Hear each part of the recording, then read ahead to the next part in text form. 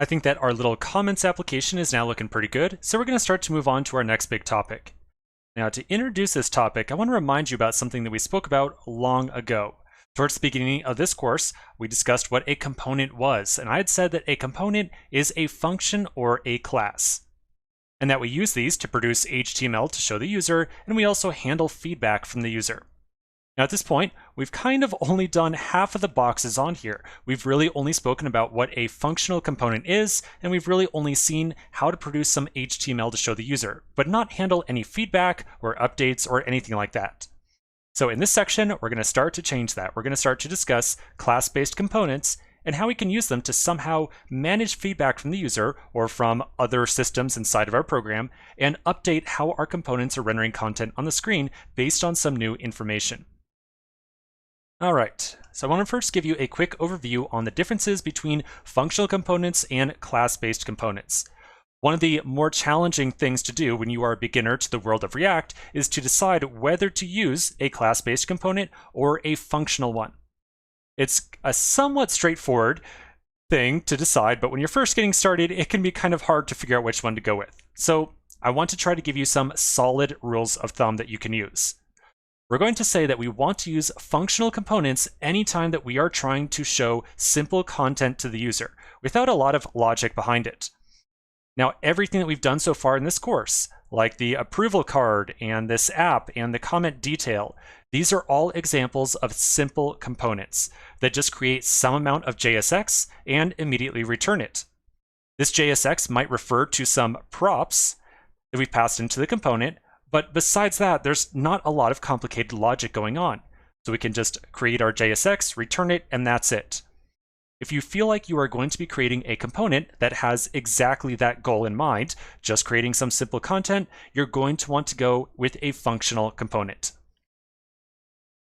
Now the other side of that coin, or the other type of component, class-based component, we're basically going to say, or I'm going to kind of cheap out here, I'm going to take an easy out. I'm going to essentially tell you, if you're not creating simple content, you probably want to use a class-based component.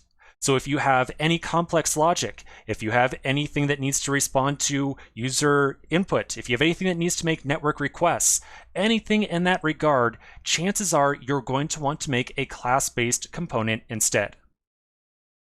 Now, I gotta be honest with you, I personally really enjoy working with class-based components, but there are many engineers out there who would absolutely disagree with me. The community around React is kind of split on this topic. Some people say, oh yeah, try to use as many functional components as you possibly can.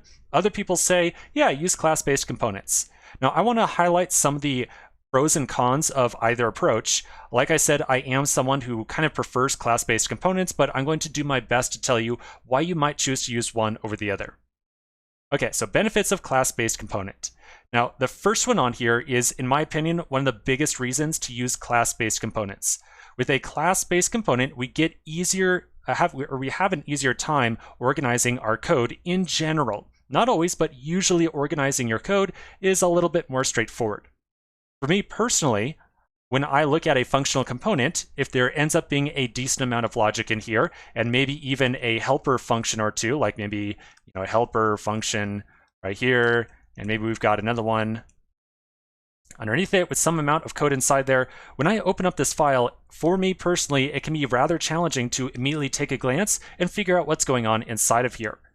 However, with a class-based component, this is totally subjective. I believe that they are a little bit easier to read as an engineer. Now, that one is totally subjective, so I'm not going to talk that much more about it.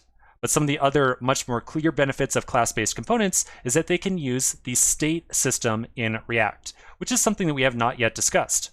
Right now, we can essentially just understand that the state system is something that we use to make it easier to handle user input and update our application in how it looks. Class-based components also have the benefit of understanding lifecycle events. Now that's another thing we haven't discussed yet. We're going to discuss both these things very quickly, but we don't quite know them yet. So for right now, you can basically just understand that a lifecycle event just means that it's easier to do some tasks when our application first starts up than if we were using a functional component.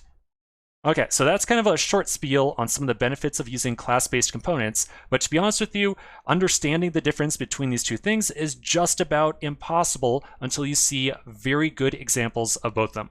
So with that in mind, let's take a pause right here. When we come back to the next section, we're going to start talking about an app that we're going to build to understand some of the key core differences between functional components and class-based components. So quick pause, and I'll see you in just a minute.